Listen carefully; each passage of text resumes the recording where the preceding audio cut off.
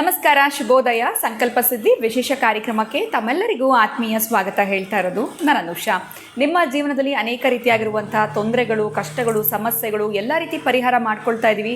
ಆದರೂ ಕೂಡ ಒಂದಲ್ಲ ಒಂದು ಸಮಸ್ಯೆಗಳು ಎದುರಾಗ್ತಾ ಇದೆ. ಆರೋಗ್ಯದಲ್ಲಿ ಏರುಪೇರಿನ ಸಮಸ್ಯೆಗಳು, ಬಿಸ್ನೆಸ್ ಲಾಸ್ ಆಗ್ತಾ ಇರ್ಬೋದು, ನೀವು ಅಂದ್ಕೊಳ್ಳುವಂಥ ಕೆಲಸಗಳು ಸಕ್ಸಸ್ ಆಗದೆ ಇರಬಹುದು, ಅಥವಾ ಮ್ಯಾರೇಜಿಗೆ ಟ್ರೈ ಮಾಡ್ತಿದ್ದೀರಾ, ಡಿಲೇ ಆಗ್ತಾ ಇದೆ, ಮನೆಯಲ್ಲಿ ಒಂದು ರೀತಿಯಾಗಿರುವಂಥ ಜಗಳಗಳು, ಈ ಎಲ್ಲ ಸಮಸ್ಯೆಗಳಿಂದ ನೀವು ಹೊರಗಡೆ ಬರಬೇಕು ಅಂತಂದರೆ ಆದಷ್ಟು ಬೇಗ ನೀವು ಅಕ್ಷಯ ವೃಕ್ಷವನ್ನು ಬರ್ಮಾಡ್ಕೊಳ್ಳಿ. ಈ ಎಲ್ಲ ಒಂದು ತೊಂದರೆಗಳಿಂದ ಅತಿ ಶೀಘ್ರದಲ್ಲೇ ನಿಮಗೆ ಹೊರಗಡೆ ಬರೋದಕ್ಕೆ ಸಹಾಯ ಆಗುತ್ತೆ. ಇನ್ನು ಇವತ್ತಿನ ಕಾರ್ಯಕ್ರಮದಲ್ಲಿ ನಿಮ್ಮೆಲ್ಲರ ನೆಚ್ಚಿನ ಸ್ಪಿರಿಚುವಲ್ ಗುರು ಡಾಕ್ಟರ್ ವಿಷ್ಣುದತ್ತ ಗುರುಜಿಯವರಿದ್ದಾರೆ.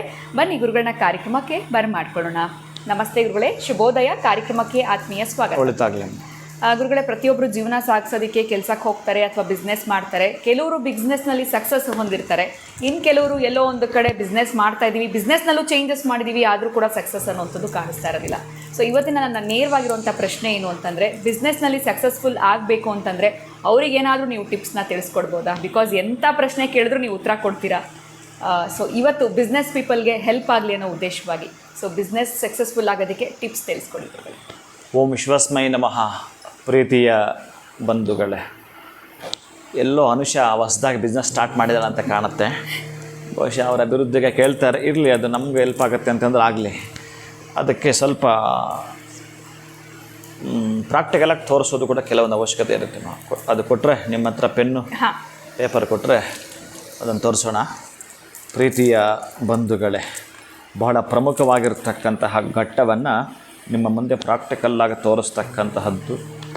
ಬಹಳ ಅದ್ಭುತವಾಗಿ ನಿಮಗೆ ಎಷ್ಟು ಕಾಣುತ್ತೋ ಅಷ್ಟು ದೊಡ್ಡದಾಗಿ ಒಂದು ಸ್ಕೆಚ್ ಪೆನ್ ತಗೊಂಡ್ರೆ ಇನ್ನೂ ಉತ್ತಮ. ನೀವು ಬಹುಶಃ ನಾನು ನಿಮಗೆ ಈ ಒಂದು 888 ಇದು ಕೆಲವೊಂದಕ್ಕೆ ನಾನು ಅದನ್ನು ಮರ್ತಿದ್ದೀನಿ. ಕೆಲವೊಂದು ವಿಚಾರಕ್ಕೆ ಅಭಿವೃದ್ಧಿಯ ವಿಚಾರದಲ್ಲಿ ಲೋಗೋ ಆಗಿ ಕೂಡ ಅದನ್ನು ಬಳಸಿದ್ದಾರೆ. ಪ್ರೀತಿಯ ಬಂಧುಗಳೇ, 888 ನಿಮಗೆ ಕಾಣಿಸುತ್ತೆ ಅಂತಂದರೆ ಈ ರೀತಿ 888 ಬರ್ಕೊಳ್ಳಬೇಕು. ಬಹುಶಃ 888 ಕೆಳಗಡೆ ನಿಮ್ಮ ಪ್ರತಿನಿತ್ಯದ ವಹಿವಾಟಿಗೆ ಸಂಬಂಧಪಟ್ಟಾಗಿರತಕ್ಕಂತಹದ್ದು ಯಾವ ಬ್ಯಾಂಕ್ ಖಾತೆ ಇರುತ್ತೋ ಆ ಅಕೌಂಟ್ ನಂಬರ್ ಕೆಳಗಡೆ ಬರಬೇಕು. ಚೆನ್ನಾಗಿ ಬರೆದಿಟ್ಕೊಳ್ಳಿ. ನೀವು ಎದ್ದೇಳಲೇಬೇಕು ಅಂತಂದರೆ ನೀವು ನಿಮ್ಮದೇ ಆಗಿರ್ತಕ್ಕಂಥ ಅಫರ್ಮೇಷನನ್ನು ಮಾಡಿಕೊಳ್ತೀನಿ. ಎಲ್ಲೋ ಒಂದು ಕಡೆ ಲಾರ್ಜ್ ಸ್ಕೇಲ್, ಸ್ಮಾಲ್ ಸ್ಕೇಲ್ ಎಂತಹದ್ದು ಇರುತ್ತೋ ಅಂತಹದ್ರಲ್ಲಿ ನಾನು ಸಕ್ಸಸ್ ಆಗಬೇಕು ಅಂತ ಎದ್ದು ಹೊರಟಿದ್ದರೆ, ಎಲ್ಲಿ ನಿಮ್ಮ ಬ್ಯಾಂಕ್ ಅಕೌಂಟ್ ಪ್ರತಿನಿತ್ಯ ನಿಮ್ಮ ಜೊತೆಗೆ ಒಡನಾಟಕ್ಕೆ ಇರ್ತಕ್ಕಂಥದ್ದು, ATM ಅಲ್ಲಿ ತೆಗಿಬೋದು ಅಥವಾ ನೀವು ಡ್ರಾ ಮಾಡ್ಬೋದು, ಹೇಗೆ ನೀವು ಬ್ಯಾಂಕಿಗೆ ಚೆಕ್ ಕೊಡ್ತೀರಿ ಅಂತಹದ್ದು ಅಕೌಂಟ್ ನಂಬರ್ ಒಂದೇ ಒಂದು ಸಲ 18 ಕೆಳಗಡೆ ನೀವು ಬರೀತಕ್ಕಂಥದ್ದು. ಇಲ್ಲಿ ಫಾರ್ ಎಕ್ಸಾಂಪಲ್ 2, 4, 5, 8 ನಾನು ಬರದೇ ಇಲ್ಲ. ಈ ತರಹದ್ದೊಂದು 8 ಕೆಳಗಡೆ ನಿಮ್ಮ ಬ್ಯಾಂಕ್ ಅಕೌಂಟ್ ನಂಬರ್ ನೀವು ಬರೀತೀರಿ. ಅದರ ಪಕ್ಕದಲ್ಲಿ ನಿಮ್ಮದಾಗಿರತಕ್ಕಂಥ ಸಿಗ್ನೇಚರನ್ನು ಬರೀತೀರಿ, ಸಿಗ್ನೇಚರ್ ಹಾಕ್ತೀರಿ, ಅಕೌಂಟ್ ನಂಬರ್ ಆ್ಯಂಡ್ ಸಿಗ್ನೇಚರ್ ಹಾಕ್ತೀರಿ. ಇಷ್ಟು ಮಾಡ್ತೀರಿ. ಜೊತೆಗೆ ಪ್ರೇಯರ್ ಮಾಡ್ತೀರಿ. ಎಷ್ಟು ನಿಮಿಷಗಳ ಕಾಲ ಗೊತ್ತಾ? ಕಟ್ಟಿಟ್ಟ ಬೊತ್ತಿಟ್ಟು 8 ನಿಮಿಷಗಳ ಕಾಲ ನೀವು ಪ್ರೇಯರ್ ಮಾಡಲೇಬೇಕು. ಆ ಯೂನಿವರ್ಸ್ಗೆ ಬಹುಶಃ ಮಾತಾಡ್ಕೊಳ್ತಕ್ಕಂಥದ್ದು. ನನ್ನ ಬ್ಯಾಂಕ್ ಬ್ಯಾಲೆನ್ಸ್ ಇಷ್ಟಿರಬೇಕು, ಎಷ್ಟಿರಬೇಕು ನಿಮಗೆ ಬಿಟ್ಟಿದ್ದು, ಎಷ್ಟಾದರೂ ಸರಿಯೇ ನೀವು ಅಂದ್ಕೊಳ್ಳಬಹುದು. ಬಹುಶಃ ಇದನ್ನು ಮಾಡ್ತಕ್ಕಂಥದ್ದು 18 ದಿನಗಳ ಕಾಲ ಮಾಡಬೇಕು ನೀವು. ಆ 18 ದಿನಗಳ ಕಾಲವೂ ಕೂಡ ಇಲ್ಲಿ ನೀವು ಒಂದೇ ಒಂದು ಸಲ ಅಕೌಂಟ್ ಹಾಕಿದ್ದೀರಿ, ಪ್ಲಸ್ ಸಿಗ್ನೇಚರ್ ಒಂದೇ ಸಲ ಹಾಕ್ತೀರಿ.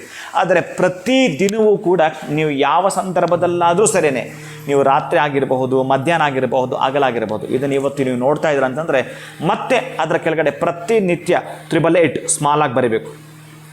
888 ಸ್ಮಾಲ್ ಆಗಿ ಬರೀಬೇಕು. ನೀವು ಬರೆದ ಆದಮೇಲೆ ಅದರ ಮೇಲೆ ಕೈ ಇಡ್ತಕ್ಕಂತಹದ್ದು ವಿಶ್ವಶಕ್ತಿಯ ಜೊತೆ ನೀವು ಮಾತಾಡ್ತಕ್ಕಂಥದ್ದು. ಅಂತಹ ವಿಶ್ವಕ್ಕೆ ವಿಶ್ವ ಚೈತನ್ಯ ಶಕ್ತಿ ಕೊಡತಕ್ಕಂತಹದ್ದು ಕೂಡ ಓಂ ವಿಶ್ವಸ್ಮೈ ನಮಃ ಅನ್ನೋ ಮಂತ್ರವನ್ನು ಹೇಳಿಕೊಳ್ತಾ, ಓಂ ಶ್ರೀ ವಿಶ್ವಸ್ಮೈ ನಮಃ ಮಹಾವಿಷ್ಣುವನ್ನು ತಿಳ್ಕೊಳ್ತಾ, ನೀವು ಎಂದೋ ವಿಶೇಷ ದೇವಸ್ಥಾನಕ್ಕೆ ಎಲ್ಲೆಲ್ಲ ಕೊಡುಗೆ ಕೊಟ್ಟಿರ್ತೀರಿ. ಈಗೆಲ್ಲೋ ಒಂದು ಕಡೆ ಗೋಲ್ಡನ್ ಟೆಂಪಲ್ ಹೋಗಿದ್ದರೆ, ನೀವು ಮಹಾಲಕ್ಷ್ಮಿ ದೇವಸ್ಥಾನಕ್ಕೆ ಹೋಗಿದ್ದೀರಿ, ಆ ಲಕ್ಷ್ಮಿ ನೆನಪು ಮಾಡ್ಕೊಳ್ಬೇಕು. ನೀವು ತಿರುಪತಿಗೆ ಹೋಗಿದ್ದರೆ ತಿರುಪತಿ ಶ್ರೀನಿವಾಸನನ್ನು ನೆನಪು ಮಾಡ್ಕೊಳ್ಬೇಕು. ಧರ್ಮಸ್ಥಳಕ್ಕೆ ಹೋಗಿದ್ದರೆ ಧರ್ಮಸ್ಥಳ ಮಂಜುನಾಥ ನೆನಪು ಮಾಡ್ಕೋಬೇಕು. ಯಾವತ್ತು ವಿಶೇಷವಾಗಿರ್ತಕ್ಕಂಥ ಯಾತ್ರಾ ಸ್ಥಳಗಳು, ತೀರ್ಥಕ್ಷೇತ್ರ ಎಲ್ಲಿ ಹೋಗಿರ್ತೀರಿ ಅಲ್ಲಿರ್ತಕ್ಕಂಥ ಅಷ್ಟೂ ದೇವರನ್ನ ಪ್ರತಿನಿತ್ಯ ನೆನಪು ಮಾಡ್ಕೊಳ್ತಕ್ಕಂತಹದ್ದು ನನಗೆ ತುಂಬ ಲಾಸ್ ಆಗಿದೆ. ತುಂಬ ದೊಡ್ಡ ಮಟ್ಟದ ಲಾಸ್ ಆಗಿದೆ. ನನಗೆ ಬರ್ಸೋಕ್ಕಾಗ್ತಾ ಇಲ್ಲ. ನನಗೆ ಯಾರೂ ಕೂಡ ಸಪೋರ್ಟ್ ಇಲ್ಲ. ಎಂಥವರು ಇಲ್ಲ, ನನಗಿನ್ನು ಸಪೋರ್ಟ್ ಇರ್ತೀನಿ, ನೀನೊಬ್ಬನೇ ಭಗವಂತ ಅನ್ನೋದನ್ನು ಮಾತಾಡ್ಕೊಳ್ತಾ ಓಂ ಶ್ರೀ ವಿಶ್ವಸ್ಮೈ ನಮಃ ಅನ್ನೋ ಮಂತ್ರವನ್ನು ಪ್ರತಿನಿತ್ಯ ನೀವು ಕೌಂಟ್ ಇಟ್ಕೊಂಡು ಹೇಳಬೇಕಾಗಿಲ್ಲ. 8 ನಿಮಿಷಗಳ ಕಾಲ ನೀವೆಲ್ಲ ಕೈ ಇಟ್ಕೊಳ್ತಾ ಪ್ರೇಯರ್ ಮಾಡ್ತಕ್ಕಂಥದ್ದು. ಬಹುಶಃ ಒಂದು ದಿನದಲ್ಲಿ ನಿಮ್ಮದೇ ಸಮಯ 8 ನಿಮಿಷಗಳ ಕಾಲ ನೀವು ಸಮಯ ಕೊಡಬೇಕಾಗತ್ತೆ. ನಿಮ್ಮ ಬದುಕನ್ನು ನೀವು ಕಟ್ಟಿಕೊಳ್ಳಲಿಕ್ಕೆ ಒಂದು ಮಿರಾಕಲ್ ನಮ್ಮ ಬದುಕಲ್ಲಿ ನಡೆಯಬೇಕು ಅಂತಂದರೆ, ಗುರುಗಳೇ ನನಗೆ 18 ದಿನದ ನನ್ನ ಬ್ಯಾಂಕಿಗೆ ಈ ಹಣ ಬಂತು ಗುರುಗಳೇ ಅಂತ ನೀವು ಕಾಮೆಂಟ್ ಮಾಡ್ತೀರಿ, ಪಡ್ಕೊಳ್ತೀರಿ.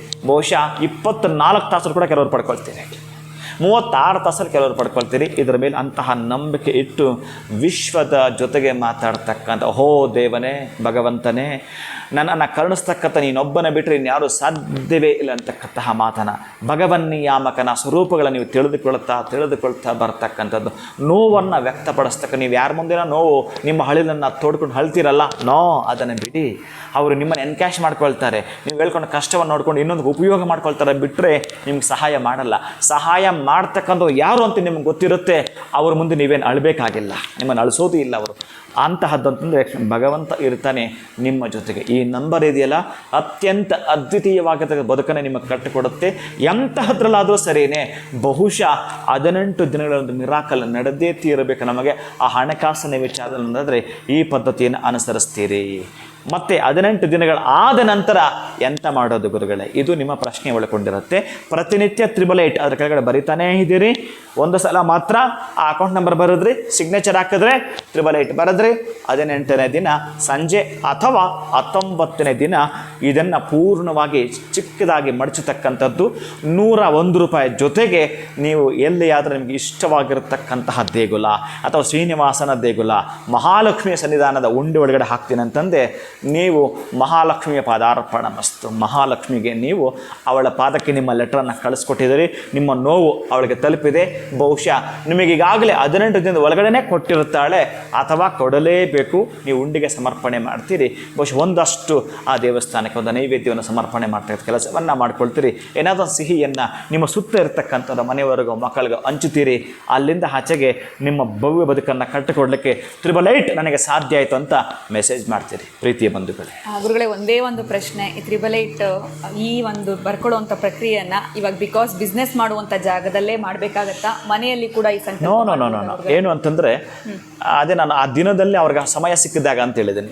ಬಿಸ್ನೆಸ್ನವರೇ ಅಂತ ಅಲ್ಲ, ಇಲ್ಲಿ ಯಾರೇ ತುಂಬ ದೊಡ್ಡ ಮಟ್ಟದ ಲಾಸ್, ಈ ಜಾಬ್ ಮಾಡೋನು ಕೂಡ ಯಾರಿಗೋ ಹಣ ಕೊಟ್ಟು ಕಳ್ಕೊಂಡಿದ್ದಾನೆ, ಅವನು ಲಾಸ್ ಆಗಿದೆ ಅಲ್ಲಿ, ಅಥವಾ ಇವನಿಗೇನೋ ಮಾಡಿಕೊಡ್ತೀನಿ, ಪ್ರತಿ ತಿಂಗಳು ಏನೊಂದು ಅಷ್ಟು ಕೊಡ್ತೀನಿ ಅಂತ ಅವನು ಪಲಾಯನ ಆಗಿರುತ್ತಾನೆ. ಎಂತ ಮಾಡೋದು? ಬಹುಶಃ ಅವನಿಗೆ ಬುದ್ಧಿ ಹಾಕಿ ಬಹುಶಃ ಅವ್ನು ಗೊತ್ತಿದೆ ಅವನ ಅಕೌಂಟ್ಗೆ ಹಾಕಬಲ್ಲ, ಅಂತಹದ್ದು ನಡೆದು ಹೋಗ್ತವೆ. ಇದರಿಂದ ಎಲ್ಲ ರೀತಿ ಕೂಡ ಮನೆಯಲ್ಲಿ ಮಾಡ್ಬೋದು, ಅವ್ರ ಕಚೇರಿಯಲ್ಲಿ ಕೂಡ ಮಾಡಲಿಕ್ಕೆ ಅನುಕೂಲ ಇದ್ದರೆ ಮಾಡ್ಕೋಬೋದು. ಆದರೆ ಇದನ್ನು ಮಾಡುವಾಗ ಅವರು ಒಬ್ಬರಾಗೆ, ಯಾಕಂದರೆ ಅವ್ರನ್ನ ಕೇಳಿಕೊಂಡು ಇವರಿಗೆ ಹಣ ಕೊಟ್ಟಿರಲ್ಲ, ಅದಕ್ಕಾಗಿ ಏನೋ ಆ ಸಮಯ ಸಂದರ್ಭ ಅವನಿಗೆ ಆಗನಿಸ್ತು ಕೊಟ್ಬಿಟ್ಟಿರ್ತಾನೆ. ಆದರೆ ಇವನಿಗೆ ಈ ಮ್ಯಾಟ್ರ್ ದಿಗ್ವಿಜಯ ಕಾಣಬೇಕು ಅಂತಂದರೆ ಇದು ಅವನು ಒಬ್ಬನೇ ಇದ್ದು ಮಾಡ್ತಕ್ಕಂಥದ್ದು. ಸಮಯ ಯಾವುದಾದ್ರೂ ಸರಿಯೇ, ಆ ದಿನದಲ್ಲಿ ಮನೇಲಾಗಿರ್ಬೋದು ಅಥವಾ ಕಚೇರಿಲಾಗಿರ್ಬೋದು. ಇನ್ನು ಬಳಸುವಂಥ ಪೆನ್ ಇಂಥದ್ದೇ ಪೆನ್ ಇಂಥದ್ದಂತಿಲ್ಲ, ಅವರು ಪ್ರತಿನಿತ್ಯ ಯಾವುದಕ್ಕೆ ಬಳಸ್ತಾರೋ ಆ ಪೆನ್ ಅದು ಕೂಡ ಉತ್ತಮ. ಖಂಡಿತ ಗುರುಗಳ ಎಲ್ಲ ಪ್ರಶ್ನೆಗೆ ಉತ್ತರ ತಿಳಿಸ್ಕೊಟ್ರಿ. ಇನ್ನು 18ನೇ ದಿನದಲ್ಲಿ ಮಿರಾಕಲ್ಸ್ನ ನಾವು ನೋಡಬೇಕು ಅಂತಂದರೆ ಏನು ಮಾಡಬೇಕು ಅಂತ ತಿಳಿಸ್ಕೊಟ್ಟಿದ್ದೀರಾ. ಬಹುಶಃ ಈ ಟಿಪ್ಸು ಬರೀ ಬಿಸ್ನೆಸ್ಗೆ ಅಂತ ಕೇಳಿದೆ, ಬಟ್ ಲಕ್ಕೀಲಿ ಎಲ್ರಿಗೂ ನೀವು ಕೊಟ್ಟಿರೋಂಥ ಉತ್ತರ ಆಗಿರ್ಬೋದು ಅಥವಾ ರೆಮಿಡಿ ಆಗಿರ್ಬೋದು ಹೆಲ್ಪ್ ಆಗುತ್ತೆ. ಬಹಳ ಧನ್ಯವಾದಗಳು ತಮಗೆ. ನಮಸ್ಕಾರ. ಹರೇ ಶ್ರೀನಿವಾಸ.